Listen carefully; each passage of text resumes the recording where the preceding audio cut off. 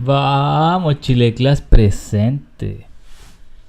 He aquí un resumen que les tengo para ustedes acerca de la fuerza. ¿Qué es la fuerza? Vamos Paint, auspiciado por Paint, que está extinto, porque este Paint ya murió y no aparecen los Windows actuales. Veamos, nuestro reforzamiento hoy día es acerca de la fuerza. ¿Qué es la fuerza? What is the force, the strong, the power? ¿Qué es la fuerza? Bueno, traté de hacer un esquema, resumen, acerca de lo que es la fuerza. Y en realidad lo que lo que tenemos acá presente es un esquema acerca de lo que es la fuerza. Vamos a ir hablando acerca de cada elemento de que tiene este esquema, así que partamos con la definición.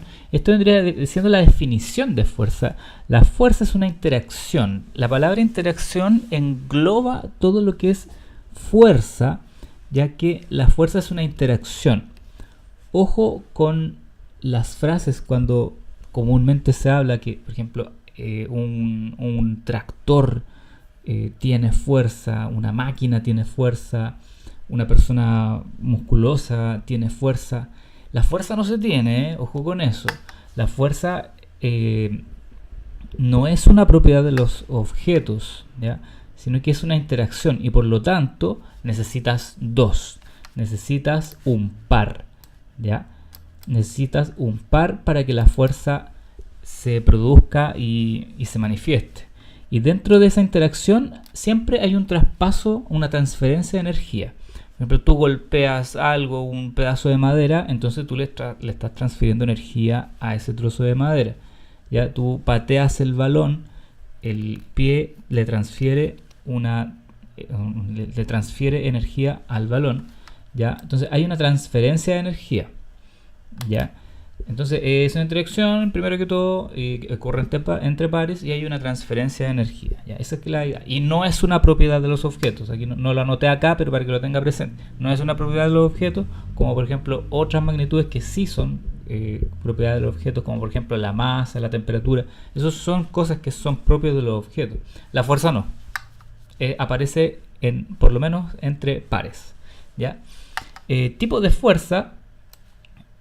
En la naturaleza hay 4 tipos de fuerza que... pero para complementar esto, mira, aquí veamos un ejemplo de interacción entre pares. Por ejemplo, la Tierra y el Sol es un ejemplo de interacción entre pares, ¿ya? En donde el Sol ejerce una atracción y la Tierra también ejerce una atracción, o sea, la atracción entre los dos, ¿ya? La gravedad, por ejemplo, el ejemplo clásico, la gravedad, es un ejemplo de fuerza, la fuerza de gravedad, pues entre ellos dos. Entonces ellos dos se atraen, un ejemplo de fuerza entre pares, ¿ya? Hecho. Volvamos al Paint. Entonces tenemos un primer caso que es uno de los más comunes en nuestra vida cotidiana, que es la gravedad, pues. La gravedad, cuando un objeto se cae porque la Tierra ejerce una atracción gravitatoria, ¿ya? O la Tierra que atrae a la Luna, que la mantiene girando. Entonces la gravedad es un primer tipo de fuerza. Otro tipo de fuerza de interacción entre pares son el electromagnetismo. Ahora, ¿a qué se refiere el electromagnetismo? El electromagnetismo se refiere a todos los fenómenos que involucran la estática o los rayos, la electricidad, pero también involucran todos los fenómenos que tienen que ver con el magnetismo, qué sé yo, fuerza entre imanes, etc. Entonces, todo eso junto es un mismo tipo, cabe dentro de una misma clasificación que son el electromagnetismo, ¿ya? Ojo que estática o electricidad, cuando uno se frota, no sé, se frota el pelo, eso no tiene nada que ver con el magnetismo, o sea, tiene que ver, pero no es lo mismo que el magnetismo. O sea, si tú acercas un imán a un globo no va a pasar nada, ¿ya? Y hay 2 tipos de fuerzas que ocurren ya a nivel microscópico dentro del átomo, que es la fuerza nuclear fuerte y la fuerza nuclear débil, que no vamos a entrar más en detalle, pero estas 4 forman las 4 fuerzas que predominan en nuestro universo conocido, ¿ya? Esos son los 4 tipos de fuerza, ¿ya? Hecho. Cabe decir que hay clasificaciones en algunos libros que hablan acerca de fuerzas de campo o fuerzas de contacto.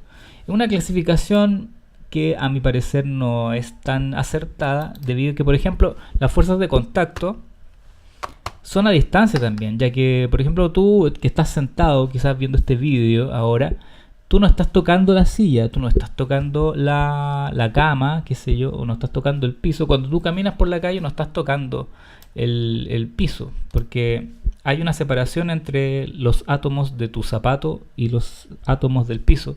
Y esa fuerza es de repulsión electromagnética, ya, porque los átomos tienen una carga negativa alrededor de ellos, entonces negativo con negativo se repele, por lo tanto no estáis tocando el piso, o sea, estáis como flotando, ok. Entonces eso es fuerzas de contacto, son en el fondo fuerzas electromagnéticas. No vamos a entrar tanto en detalle, en eso sí que vamos a seguir avanzando, pero eso como es como un tips, un dato freak. Seguimos para que flipes. Seguimos. Los efectos de la fuerza. Los efectos de la fuerza las podemos resumir en estas 4 ideas. Una es iniciar el movimiento de un objeto. Por ejemplo, veamos acá un ejemplo. Por ejemplo, acá tenemos un efecto que, fíjate, tenemos este auto, un auto de verdad, un auto deportivo. Para que inicie el movimiento, aquí este auto acaba de iniciar el movimiento. Y para que inicie el movimiento se necesita realizar una fuerza, o sea, la fuerza que hacen las gomas de los neumáticos sobre el piso. Entonces, iniciar el movimiento de algo, de un objeto, necesariamente implica que debes estar haciendo una fuerza. Entonces ahí tenemos entonces efecto de la fuerza, la primera, iniciar el movimiento. ¿Ya? Primero que veo ese vehículo, un Viper, para los que saben, no. Hay otro efecto de la fuerza, que es detener un movimiento. O sea, algo que se está moviendo, tú puedes detenerlo, pero para detener eso necesitas ejercer una fuerza. Entonces veamos, aquí hay 2 vehículos que ya se están moviendo. Ya se están moviendo. Un momento, vamos a cállese, caballero. Y entonces, dale, cabrito.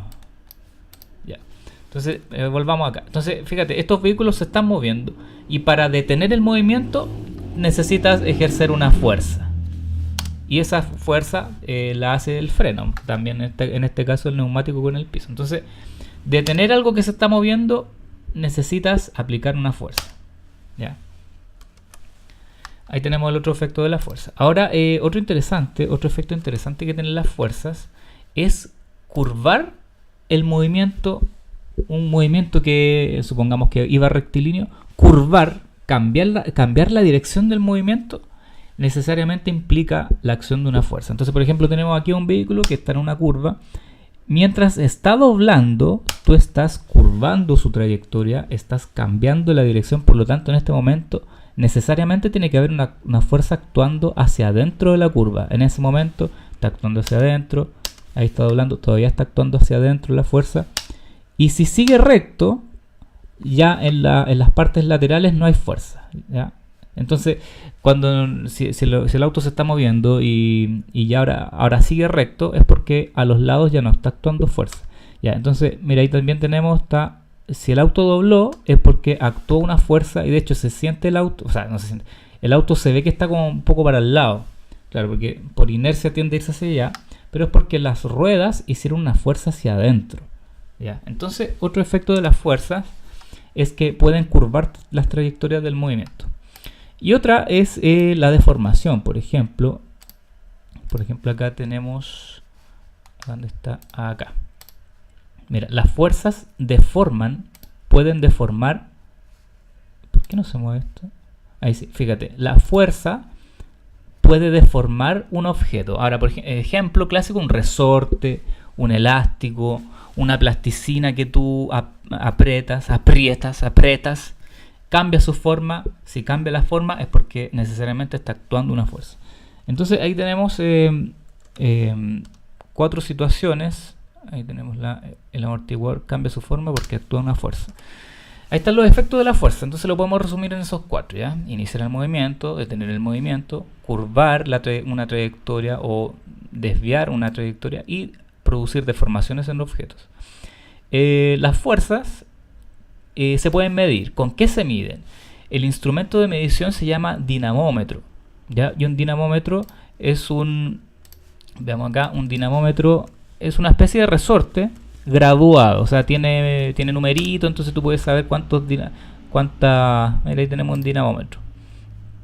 Un dinamómetro que es poco. ¿Qué es esto? Bueno, YouTube y sus campañas publicitarias, ok. Esos días en que YouTube no tenía comerciales, ok. ¿Qué es esto? ¿Pero qué es eso? ¿Qué es eso?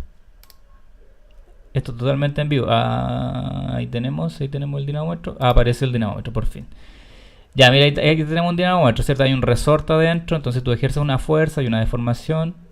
Pero ahí está también, tendría que decir Newton, hay kilo. Pero esto funciona como balanza, porque dice kilo. Pero tendría que decir Newton y no se ve Newton. Ok. Más o menos nomás tu dinamómetro, oye. Es un dinamómetro bonito, que sea el que diga Newton. Parece que no hay mucha... No hay mucho. Ahí dice cómo construir. Aquí hay más tutoriales para construir dinamómetros. Pero bueno, veamos un dinamómetro. Veamos un dinamómetro, una imagen.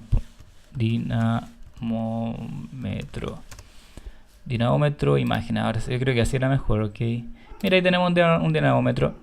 También se ve el resorte que actúa. Tú lo estiras y te ejerce una... Dice un dinamómetro con 5 newton máximo. Ya. Entonces, volvamos. Se mide con un dinamómetro, ¿ya? Y tiene que decir N de Newton para que tú te des cuenta que nos aseguremos que está midiendo en Newton, ¿ya? Ok, entonces la fuerza se mide con un dinamómetro y la unidad de la fuerza es Newton. Y ojo, no confundir, que se suele confundirse bastante, con la masa, ¿ya? La fuerza es peso, ¿ya? El peso es una fuerza. El peso es una fuerza. Y a veces se confunde peso con masa, ¿ya? Entonces la masa, que es la magnitud, se mide con una balanza, ¿ya? Y la balanza, la unidad de masa es kilo o gramo también, ¿ya?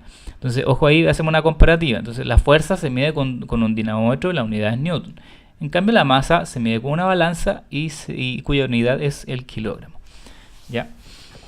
Entonces hay una problemática ahí, o hay una discusión acerca de, por ejemplo, cuando tú vas a comprar el pan, me pesa 1 kilo de pan, pero realmente lo que se debería decir correctamente, científicamente hablando o físicamente hablando, es masar. Me masa un kilo de pan, porque si estás pidiendo kilos es la unidad de masa.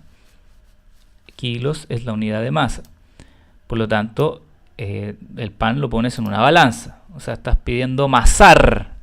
Poco se usa ese verbo, el verbo masar. Me masa 3 kilos. Me masa medio kilo. Nadie habla así. Entonces, en el hablar común se asume que me pesa 1 kilo, estás pidiendo masa. Así, ojo con esa diferencia. Y la fuerza es ¿con qué se representa? La fuerza es una magnitud vectorial, por lo tanto se pueden utilizar flechas que se llaman técnicamente vectores para representarla. O sea, la fuerza tiene dirección, pues eso es lo que caracteriza a las magnitudes vectoriales, porque tienen una dirección. Y si tienen dirección, se pueden representar con flechas vectores. Y el vector tiene elementos. La punta de flecha del vector, eso te indica el sentido, ¿ya? Sentido. Te indica el sentido del, etcétera, del vector. O hacia dónde apunta, por ejemplo, en este caso la fuerza. La fuerza apunta para allá. Entonces, ese es el sentido, ¿ya? Cuando tú dibujas un vector, lo puedes dibujar con cierto tamaño, ¿ya? Esa distancia es la magnitud o valor. O módulo también se le llama módulo, ¿ya? Y eso indica qué tan fuerte es la cosa, o qué tan fuerte es la fuerza, qué tan grande es la fuerza. Módulo, valor o magnitud, ¿ya? O tamaño también, ¿ya? Este es el origen, ¿ya? Ahí nace el vector. Pero también hay otra característica que tienen los vectores, que es la línea infinita. Supongamos esta que vamos a dibujar acá. La línea completa a la que pertenece el vector, o sea, esta línea, la línea que pertenece todo el vector, para los dos lados, tanto para allá como para acá. Toda esa línea se llama dirección. Entonces hay hay confusiones, ¿cierto?, a lo largo de toda la enseñanza media, que aún así, año tras año, como cuesta incorporar esta idea, que la dirección es la línea completa a la que pertenece el vector, todo eso. ¿Ya? Pero la punta de flecha es el sentido. Por lo tanto, podríamos decir que una dirección puede tener dos sentidos, puede ser para allá o para acá. ¿Ya? Entonces, una dirección contempla dos sentidos. Entonces, tenemos los tres elementos o cuatro elementos principales de un vector, que es su origen, el tamaño del vector o módulo, el sentido, la punta de flecha, y la dirección, que es la línea infinita a la que pertenece. Entonces, hasta que llega este primer vídeo esto es un resumen, ¿cierto? Un esquema acerca de qué es lo que es la fuerza, de sus efectos, los tipos, con qué se mide y cómo se representa. Así que nos vemos en una próxima edición de Chile Class. Estamos reforzando fuerzas.